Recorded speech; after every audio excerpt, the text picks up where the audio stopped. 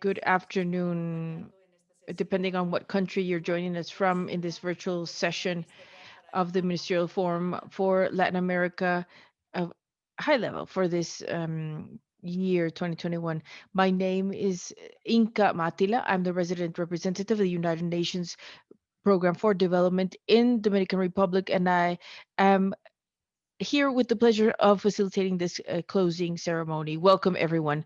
This year, the Ministerial Forum Beyond the Recovery Towards a New Social Contract has focused on the path to the recovery of COVID-19 in the region. Throughout these 3 days, we've been able to hear interventions, thoughts, presentations, and even debates of very high level to explore the path of 3 lanes towards a more inclusive, more resilient, and more productive recovery, paved by an efficient governance.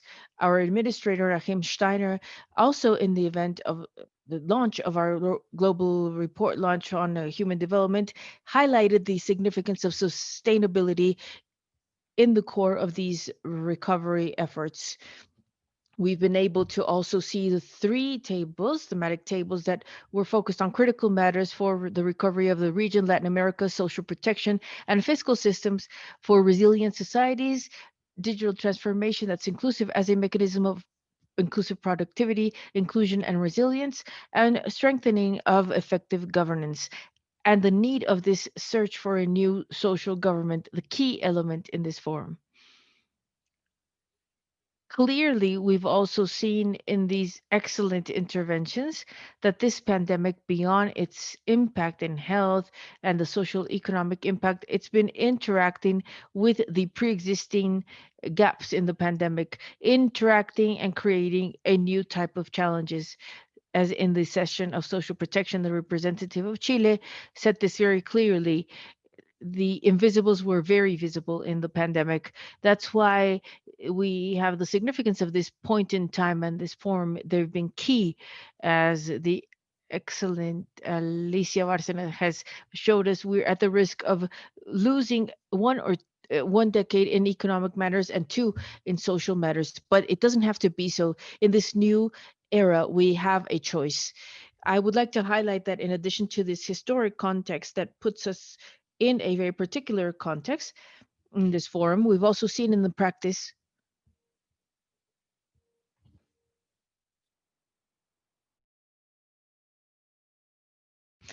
an example. In these 3 days of excellent interventions, we've been able to have the participation of over 2,500 people in the Latin American region and the Caribbean. Thank you very much to each one of you. Uniting efforts and adding more is the most important point here. The excellent intervention of the Minister of Education of the Dominican Republic mentioned this yesterday. It's so important and even more important than ever to share these experiences and think jointly about this search towards a new reality. Without further ado, in the agenda, in this closing ceremony, we have the presentation and intervention of Daniel Gomez Gaviria, General Subdirector of the Secretariat of the National Department of Planning in Colombia. And in addition to this, we will hear Her Excellence Miss Alicia Bárcena, General Secretary of CEPAL and our Regional Director for Latin America and the Caribbean, Luis Felipe Lopez Calva. Thank you to each and every one of you.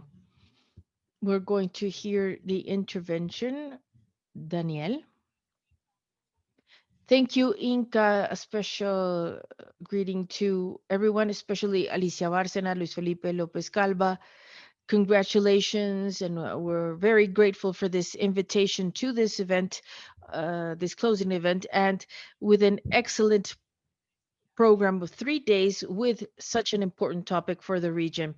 I would like to, in my intervention, highlight and tell you a little bit about the reaction Colombia has had before COVID, framed under this general thematic of the new social contract, and in particular, to let you know our immediate response to COVID in social policy matters and where we want to go. Building on these experiences and capabilities, that we moved forward during 2020. I would like to begin by saying in Colombia, what we saw is that we had to expedite many of the gambles of the National Development Plan, expedite political responses, in particular with the construction of focalization of social policy tools, using all of our institutional capabilities that are analytical, operational, and particularly leverage the institutionality of the public-private dialogue. It's important to highlight that the challenges that we're facing in the entire region, in Colombia in particular, required a very coordinated response, not only within the government, but also within the national, subnational government, the private sector, and the civil society.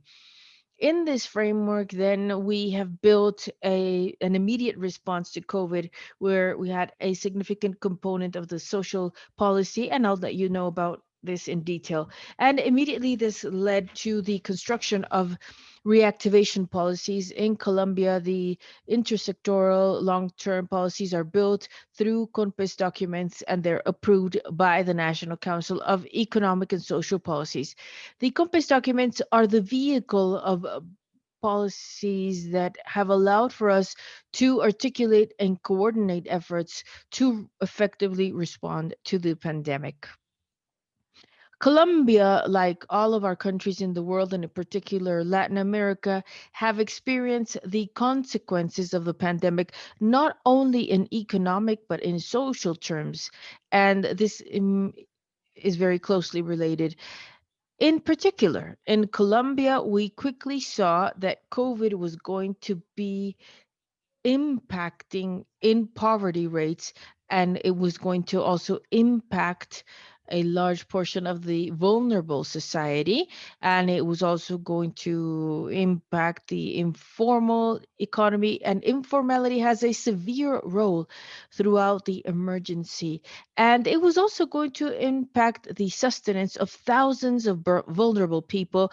And for this we had to respond with a response in terms of support to income of households immediately. And in this sense, we expanded and escalated the coverage and scope of our social support network with economic aid to more than 10 million families, destining or using around 11% of the GDP. Throughout the pandemic, we realized that this immediate impact in income of households was going to potentially have a long-term effect that had to be mitigated urgently. And this long-term effect is visible mainly through the impact on human capital of households that are under vulnerable or poverty conditions. What we did immediately was to have extraordinary payments using the social policy that existed already in Colombia. In Colombia, we have three large programs. One is Familias en Acción, it's the pioneer program in monetary condition transfers that looks into children and adolescents under poverty, and they seek to improve human capital. We have Jóvenes en Acción, Youth in Action, that also improves human capital in poverty situations, and Colombia Mayor, which gives monetary aids to the elderly who are under vulnerability conditions. What we did was to quickly use the infrastructure and the payment capacity of these programs to be able to reach with non-condition transfers. We eliminated the conditionality to quickly reach people with these payments. What we did see throughout this initial analysis of looking into the isolations the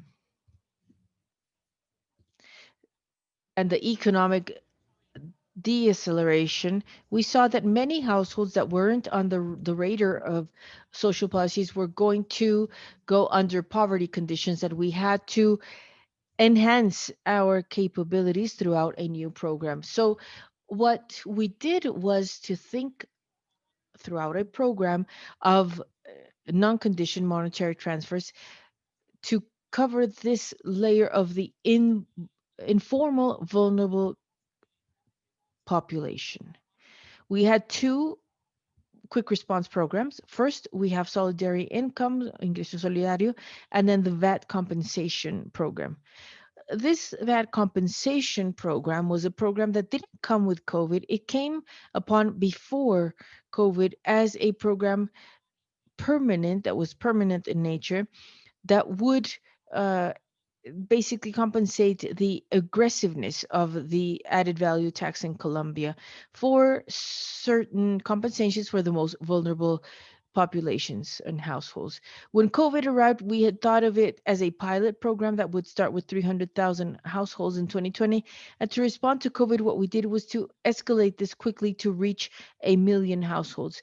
This program went through a process of construction that also went through a COMPES, a political decree, and it looked into a double focus on municipalities, identifying the poorest in the country, and then at an individual level, identifying the poorest households in the country. The operational system was to be done through a centralized payment system, and we couldn't do that immediately to respond to COVID. So we used the programs that I mentioned, Familias en Acción, Jóvenes en Acción, Colombia Mayor, identifying uh, them for this program. And then we have the Solidarity Income program, which seeks to cover households under poverty conditions and vulnerability conditions which didn't have a coverage through families in actions, youth in actions, and the elderly, mostly enhancing the extent of the social policy, not only covering those in extreme poverty, but also extending it to cover families that were vulnerable, those who aren't poor, but with a shock such as COVID, they could easily fall into poverty. So what we thought here in Colombia was based a lot on our history of construction of social policies. What we saw at the time, which is almost a year ago, was the experience we had after the crisis in 1999.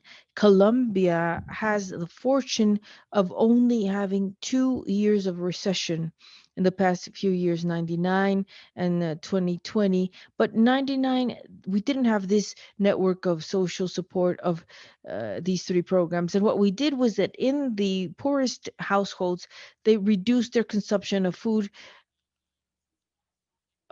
their sustenance, their basic need coverage. And this obviously impacted social mobility in the long term in Colombia. And we wanted to avoid this from happening at all expenses. And so the program identified 3 million households that were in extreme poverty or vulnerability, and we determined that had a monetary transfer both for households that were in under the banking system and those who were not. And it's very interesting to see how within the construction of the program we identified 1 million households that were banked, and we worked with the entire financial sector to make the monetary transfers through their accounts. But also we identified 1.8 million non-banked households that we had to put into the banking world at a very quick speed. I think it's been the financial inclusion and education that's been the quickest that we've had in the country as a response to COVID. And it's one of the assets that we will look into the future to continue building capabilities in vulnerable households within their savings capabilities, their transfer capabilities, and leaving the poverty conditions. In addition to transfer programs, we also had supplementary programs for the corporate sector, supporting formal employment, looking into contractual suspension, also for services, credit lines to maintain liquidity of companies throughout this shock. And now we are building, based on this experience, to actually have a vision in the long term of having a sustainable recovery, and that's inclusive through the reactivation policy that will take to the national economic and social policies at the end of this month, including the lessons learned throughout 2020, in particular around social policy matters, where we will expedite the consolidation of the social registry A registry that will have an interoperability in between databases. It will be dynamic and it will allow for us to focus in a more effective way in the future support.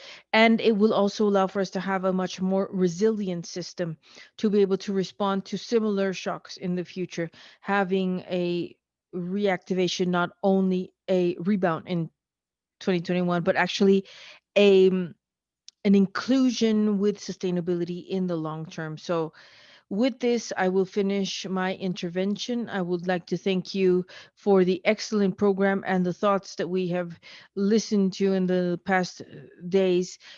And I would like to stress the significance of building based on the responses we've given to this emergency, thinking about the vision of a much more inclusive society in the long term, more resilient to similar shocks. Thank you very much. Thank you, Danielle. Excellent intervention looking into the importance of the systems on social protection that are timely. In Colombia, this is a reference for the region. So thank you very much for sharing this experience. And we want to look at the importance of data. And once again, we can put this in the middle of the intervention. For knowledge of all participants, I would like to inform you that after the intervention of our regional director, we'll have the opportunity of opening the platform for interventions by ministers if you wish. So thank you very much. I'll now hand the floor to our Excellency, sorry, Alicia Barcena. Thank you, dear Matilda, Inca, Matilda. Estimated Daniel Gomez Gaviria from the National Department of Development in Colombia, dear Luis Felipe Lopez Calva. It's a pleasure and a joy, Luis Felipe, to have this forum and to have united efforts together to put them at the service of the region. I would especially like to salute the ministers and authorities, representatives of the countries in our region, and the colleagues of funds and programs and the resident coordinators. We've reached the end of 3 days of discussions and exchange of very high level that have had academic voices, political voices from the private sector, Francisco Pujama, Ravi Cambur, President Duque from Colombia, Vice President Campbell from Costa Rica, Choquehuanca from Bolivia, Jorge Asa from Venezuela, Vice President Isabel Sarmalo, who enriching this possibility of a future that should be transforming with equality and sustainability as a core. These were 3 days where we've had the presence of ministers, vice ministers, and authorities of a very high level in the social world. We've heard their voices, their experiences, their outlook, and a frank, very frank exchange of difficulties uncertainties that where they've experienced in this pandemic. This is their space. Our efforts are at their service. And in this spirit, throughout the forum, we had the fourth table for social development led by Mr. Javier May Rodriguez from the government of Mexico. The regional arena is key, led by you, ministers of high authorities of the region. At this point in time, we have 35 delegations, 18 ministers, two vice presidents, two vice ministers, 15 high-level authorities in the board of directors. So I must say that the online modality makes us lose a little bit of interaction, but we had something very interesting. The minister of Uruguay, Pablo Bartol, was connected from his car, moving to see the communities. And this is a very important meaning. You value this platform to exchange lessons learned throughout the crisis. We received your concerns, your or guidance as well to move forward in the international development agenda, the one you approved in Mexico in 2019. And of course, we have to make it viable because we have to look into it under the light of COVID. and what follows. So, in times of crisis, mostly when the economic activity has dropped in income, and where you, the ministries of social development, have had a key role to guarantee, as we saw a while ago, but we heard you, how to guarantee a basic level of income for the entire population to reach all of the most vulnerable groups, like women, informal workers, which has been a huge challenge because we didn't have the registries, we didn't have the social sheets, data sheets. We have transfer programs for these groups, and we're also seeing youths that expect so much from us. So here we've seen the opportunity of looking into social protection systems, which are mostly led by yourselves. The board of directors, what we highlighted is that we saw the 263 measures. Eclac is following this through an observatory where we have taken the 263 protection measures, and these are of the social emergency in nature. They're equal to 1.25% of the GDP, two times as much as the expense we had before the pandemic. This has created a coverage of 49% of the population, and we've exerted amounts of almost $86 billion. And the biggest impact that will show soon in the social horizon, and I just gave you a little detail on this yesterday. Poverty can be stopped, not reduced, unfortunately, but at least it won't be as huge as it would be if we didn't take these measures. Now, the challenge that ECLAC is proposing is from true redistribution that goes from the richest to the poorest. And we've calculated that if we had a transfer of 0.5% of GDP up to 2030, this region could eliminate extreme poverty. We have to do it. The redistribution is key. You, ministers, express your commitment to face the emergency, but with a perspective towards the future. And then we reaffirmed a commitment with the regional agenda on the inclusive social development, which is a technical and political instrument, so that altogether we can move forward. And of course, based on the 2030 agenda. This agenda was approved before the pandemic, and there were four axes: social protection, double social inclusion, institutionality, government governance, and within the pandemic, we proposed to have five key actions.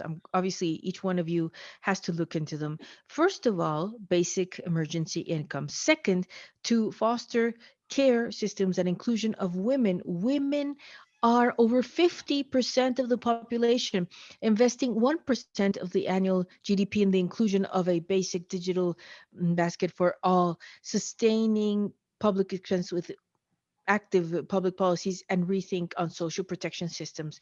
So we believe that this is key to move forward in this approach of uh, rights and universal nature that is sensitive to differences, the systemic vision of sustainable development, the quality policies. So we believe that this COVID crisis reaffirms the pertinence of this agenda, and we believe it's an emergency to work towards large transformations. We can't go to where we were before. I think that is clear. We shouldn't go to the business as usual. We have to rethink the development model and actually have well being as the core.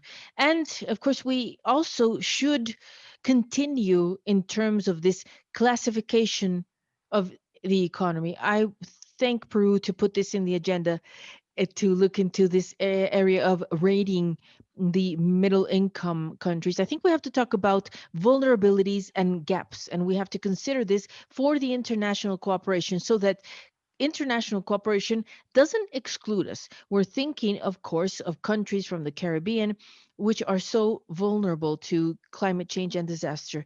And of course, facing high indebtedness and a huge drop in tourism. And of course, universalized social protection. We're not there yet.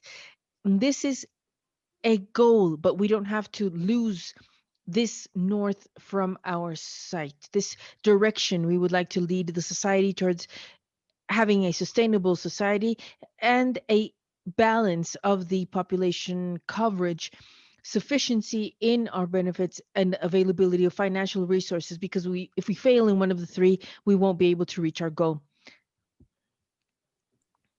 We also discussed a state of well-being digitally. A third of the population has very limited access to the internet.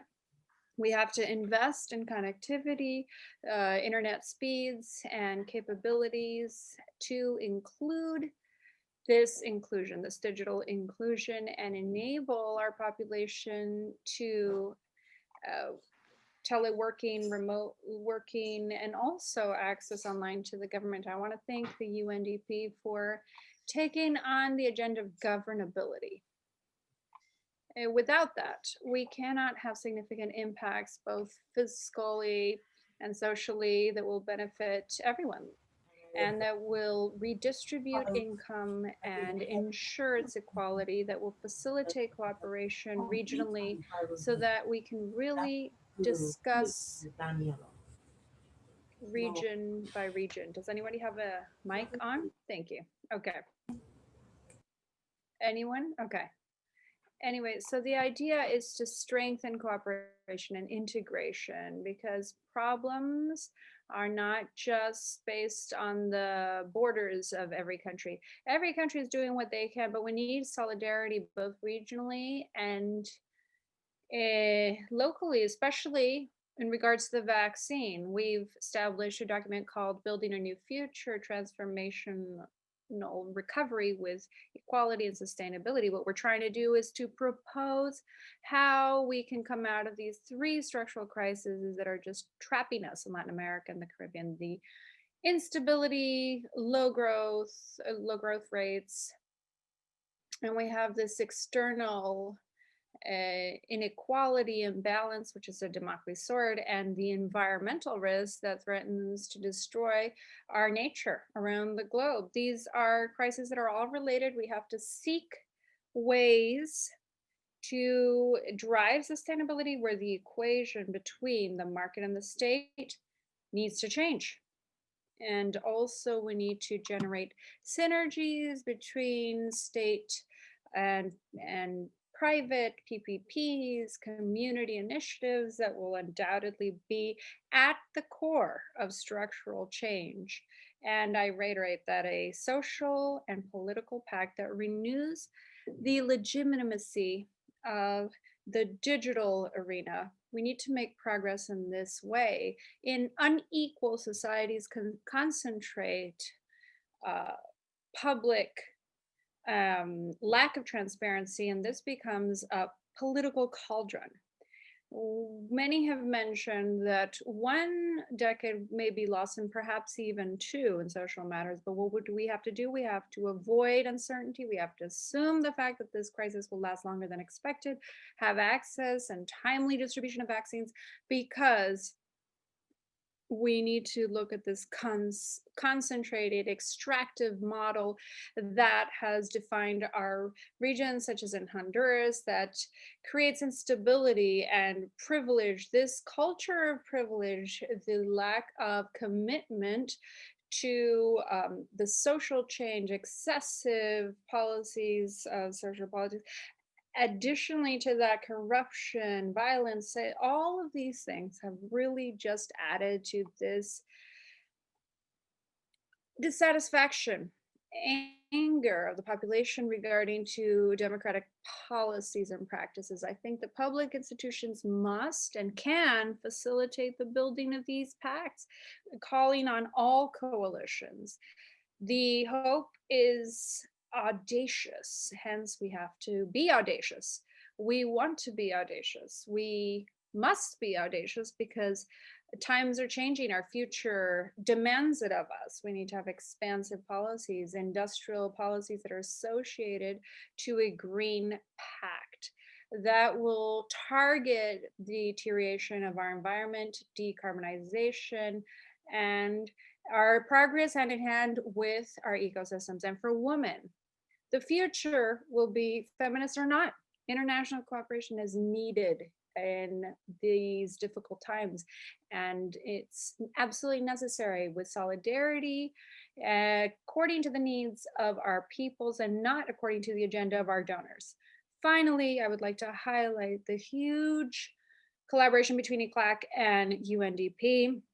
Since 2015, we have learned so many things. We have really traveled the road together. I think we have now, with these lessons learned from the Dominican Republic in 2016, Uruguay 2017, Paraguay 2018, Mexico 2019, now the task at hand is to incorporate all of the agencies of the systems of the UN and the offices of the regional coordinators with the efforts and offers that the UN brings to your countries.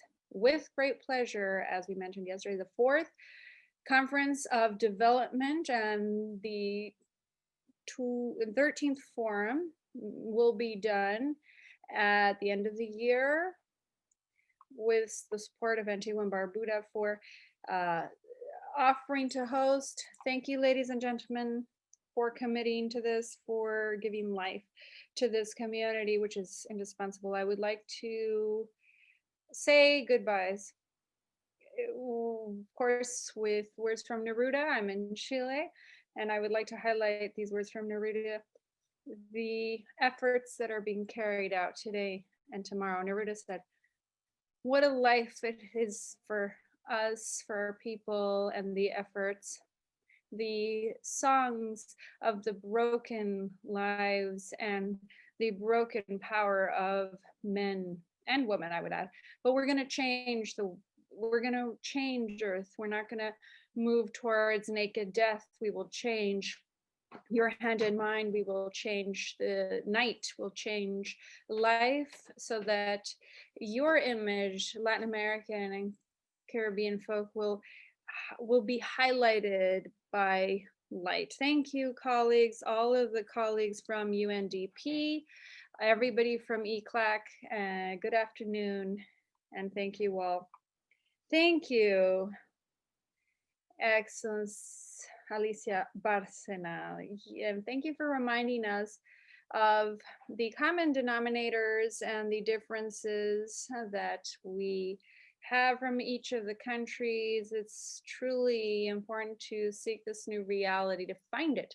And we don't want to go back to how things were. We want to go towards a new and more sustainable and inclusive reality. Without further ado, I would like to now present and introduce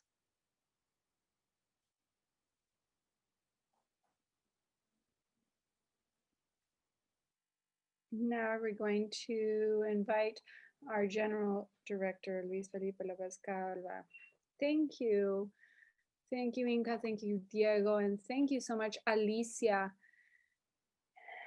And of course, it's always difficult to come after Alicia. And how do I add more value to that? But anyway, after hearing that phrase from Pablo Neruda, it was so wonderful. It's truly an honor to close this important event, this 3-day event. I would like to thank so many people, and Daniel Gavieda from Colombia, the country who offered to be coordinator of this ministerial forum. Thank you to the government of Colombia for your efforts. And obviously, I would like to thank Alicia Barcena, the whole team from Eclac. As Alicia mentioned, the level of the conversation and the open call that we can have when we work together. I would also like to thank all of the ministers, delegates, officials, government representatives who have been actively participating with such wealth of information at each of these conversations and these tables of discussion.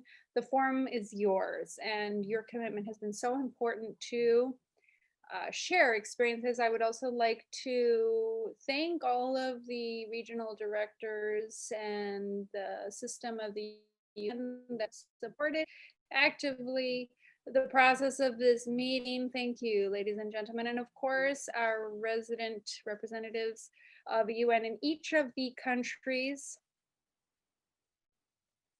who worked hand in hand with academia, with all of the sectors and industries.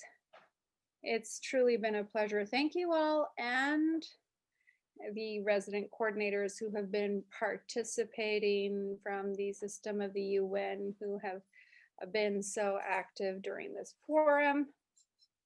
I would like to let you know that we've had approximately 3,000 participants in each of these sessions, and it's truly quite a significant number, not only the quantity but the quality participation. I'm going to close very briefly with these final comments. I would like to just compliment the wonderful presentation from Alicia, and we would like to start by mentioning three main messages. The first day, which was the mid-income and the structural factors that have made us face the crisis with a strong impact, of course, that this crisis has had, both economic, health-wise, and socially. Second, we want to look towards the future. We want to see, based on the response, heterogeneity of our response and the preconditions or pre-existing conditions, for instance, inequality, specifically in regards to inequality. And third, the areas of action to renew the social contract, as Alicia had mentioned. And these are the numbers of representation in our region. We have 30% almost of Latin America and the Caribbean as far as deaths, and 9% when we have less than 9% of the global population. This number really shows the impacts. This numbers are pretty heterogeneous still in regards of sample size.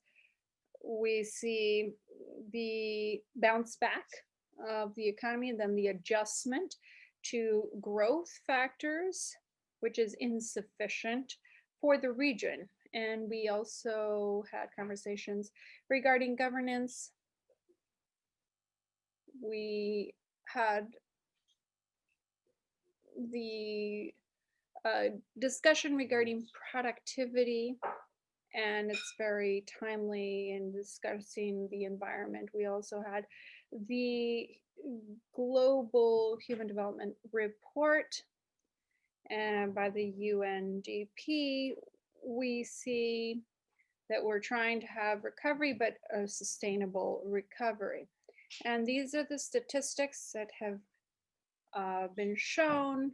We need to see the fact that there's deterioration in public trust, and trust in public institutions, polarization, higher debt, inequality, and fiscal weakness. These issues were discussed amply in the different tables of discussion, and the question was, what does recovery entail, or what does quality in recovery entail? And as Alicia mentioned in the previous table, the importance of not competing but coordinating our efforts for procurement, especially of vaccines.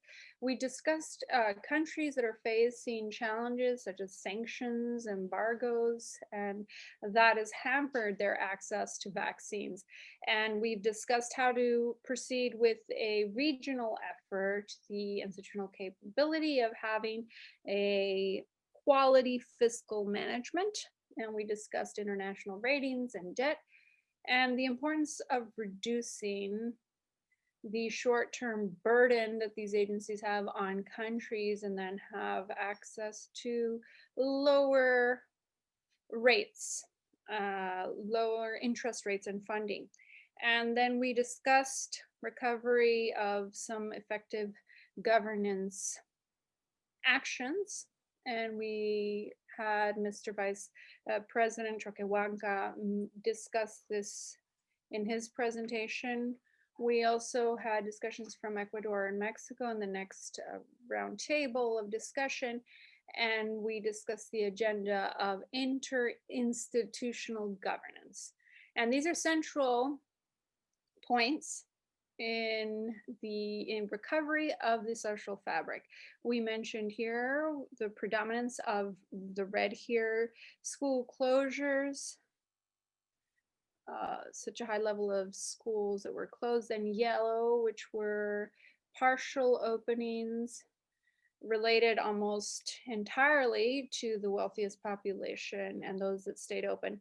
These are the digital gaps in some countries that have definitely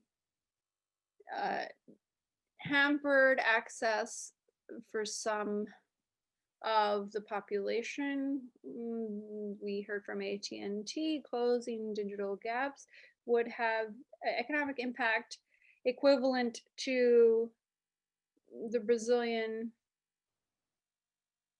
GDP, like the economy of Brazil, equivalent to the economy of Brazil. And then also we discussed the economy, employment, generating employment. There were conclusions from the roundtables on the idea that we would always have this inequality in regards to productive incorporation via tele or remote work, and where there's the opportunity for remote work. We see some countries that can aspire to it at almost a 50%, but in Latin America, it's only 20%.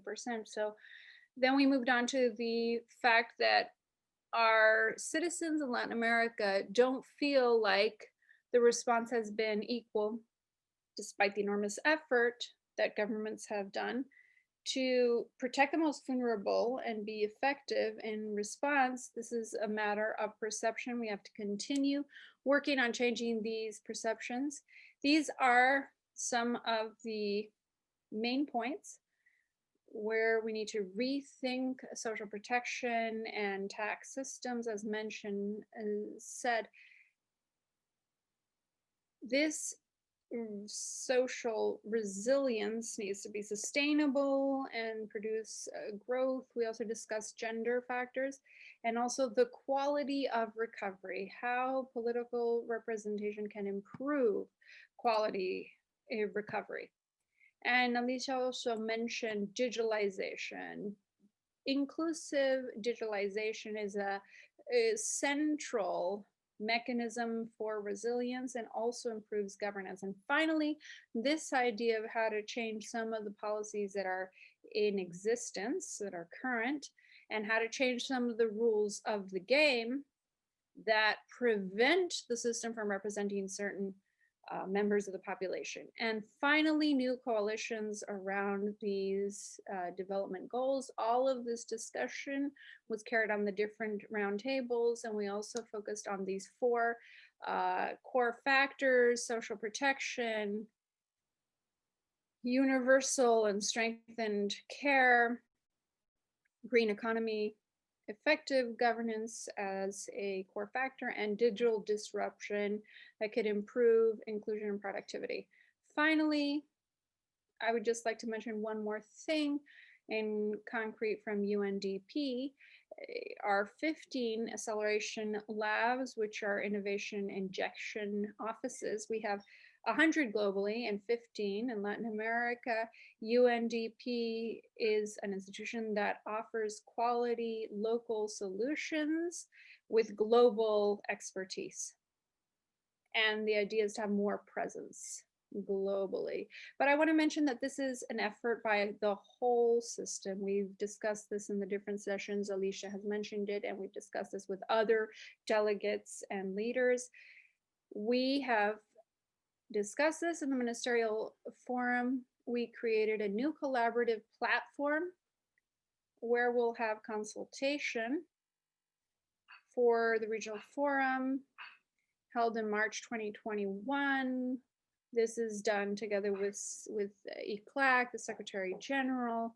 And here we have these 5 focus points led by different agencies and programs with a cross-cutting topic, gender and youth. Now we're going to be discussing this with the member states in this Sustainable Development Forum, how to create a system that will help all member states to have a comprehensive response. I think we have had a wealth of information from this discussion and the different discussions. I would like to thank the group from Eclac, from everybody, really, everybody's participation, your goodwill and availability. And if anybody else wants to add anything, I would like to thank UNDP for everyone's help, those who helped make these work groups so successful. And thank you, Luis Felipe. It's always such an inspiration to have you, such an innovator in our rethinking our new reality. We have a few comments. We would like to now open the floor to the Foreign Affairs Minister, Secretary of Foreign Affairs from Venezuela. We would like to thank you from the Republic of Venezuela. We wanted to thank the huge effort that UNDP and Eclac have carried out to take on the challenges both socially and economically, and even in the fundamental topic of governance and governability, so we can work towards the future together. And we wanted to reiterate the need of not just coordinating, but recover all of our regional mechanisms in every way, not only recover commercially and trade, but policies, health, and how to make progress. Last year, the government of Argentina, Mexico, and Argentina proposed a way out for everyone with the creation of a vaccine. These are patterns that we need to recover. We need to think of how we can create a more harmonious political exchange, sharing the lessons learned, and give communities and people what they deserve. Even in this circumstance, it must always be our challenge, our goal. And thank you all. I want to congratulate everybody who have supported this event, and hopefully we'll see you soon towards the end of this year. Thank you, Secretary of Foreign Affairs. Now we're going to give Barbados the floor. Thank you very much. Thank you to everybody, Excellencies, delegates. Barbados is happy to have participated in this 12th Ministerial Forum for Latin America and the Caribbean. Barbados, like all other countries in this region, has been significantly impacted by the COVID-19 pandemic. Our approach has been a people-centered one, and our mantra was and remains safe people doing safe work in a safe country. Well, this approach was actually the product of our very successful social dialogue platform, which we here in Barbados call the Social Partnership. We had to think very intently on matters like food security, and the pandemic actually caused us to shift our thinking away from food security to nutrition security. We had to face the challenges of the digital divide, the disproportionate impact on women and young people. And as we know, has been said in this forum before, women predominate in many of the sectors, many of the frontline areas. They're very active in care occupations, and these disproportionate impacts have to be addressed. The digital divide has impacted many of our young people and their continuing education, so we've had to focus on that as well. Issues like social security, moving workers from the informal to the formal sector so that they're involved with the security mechanisms and can be covered by those mechanisms. We also use direct transfers to vulnerable households, and we've had to put additional resources, like many other countries, into our welfare systems. And we've done this, and we continue to do this, very focused on maintaining the integrity of our most vulnerable. We cannot overlook or overestimate the fallout of this pandemic on the mental health of our people. And that is a matter that I think governments, leaders have to pay some more attention to. There is the mental health component that must be taken into consideration. This has been a traumatic experience, and I think more attention, while we place attention on jobs and on safety, the mental health of our people, the people across the region, must be taken into consideration. We're really happy that this forum addressed the matter of the very unrealistic GDP measures used to determine the needs of countries. We agree fully that vulnerability must be taken into consideration. Small islands with small populations in the paths of hurricanes. As a matter of fact, we endured this pandemic under the very real threat of potential climate disaster, because the pandemic reached peak for us, its 2020 peak during our hurricane season. And so climate change for us is important, and climate change has the impact of climate change puts us in a place where where there's a possibility of compounding an already serious situation.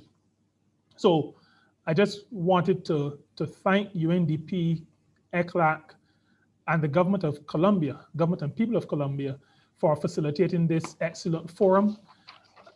As we often say, let us not put the outcomes of these discussions onto a shelf.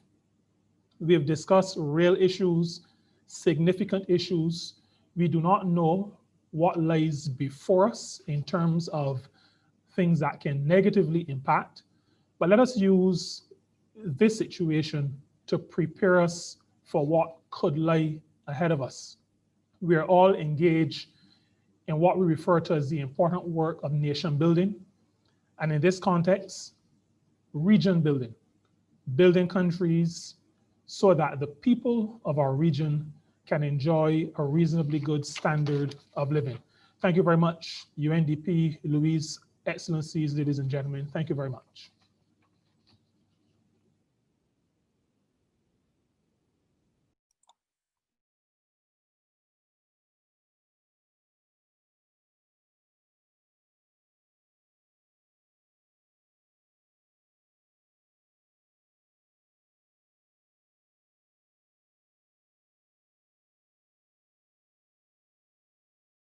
Yes. So now we're going to switch to Spanish. We are now heading to a close. Everything good comes to an end. And I would like to have a final round of thanks. Thanks to so many people who have been behind the organization of this forum, despite these challenging times and unprecedented circumstances. It's been truly a possibility to join forces, as Alicia Bárcena mentioned, and Director Luis Felipe López Calva. We've learned to join forces between UNDP, Eclac, and others. We would like to thank the wonderful participation and involvement of the organization on behalf of Colombia, and we want to thank the President of the Republic of Colombia, Ivan Duque, and the Secretary of Foreign Affairs, Cecilia Bloom, and all of the others, Minister of Multilateral Affairs. Thank you all. On behalf of CEPAL, we would like to thank Alicia, Emilia Karen, Simone Cecina, and Lucianes, all of your efforts, so many people behind this wonderful effort. And I would like to also thank UNDP's team, especially their regional team under the great leadership on behalf of Luis Felipe López Calva, Diego Almudena, Anish, Camille, Claudia, Cynthia, Francesca, Josefina, Maria, Vanessa, Lorelina, Leonera, Vladi. Fernando, Flor, Gonzalo, Olivier, Paloma, Richard, and Carlos. And all of you, thank you so much. With these,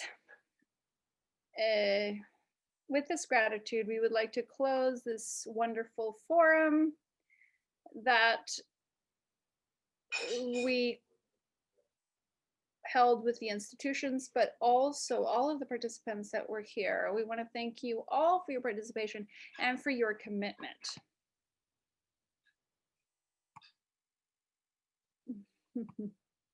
Thank you to the translators. Thank you so much to the translation team. Thank you from the bottom of our hearts.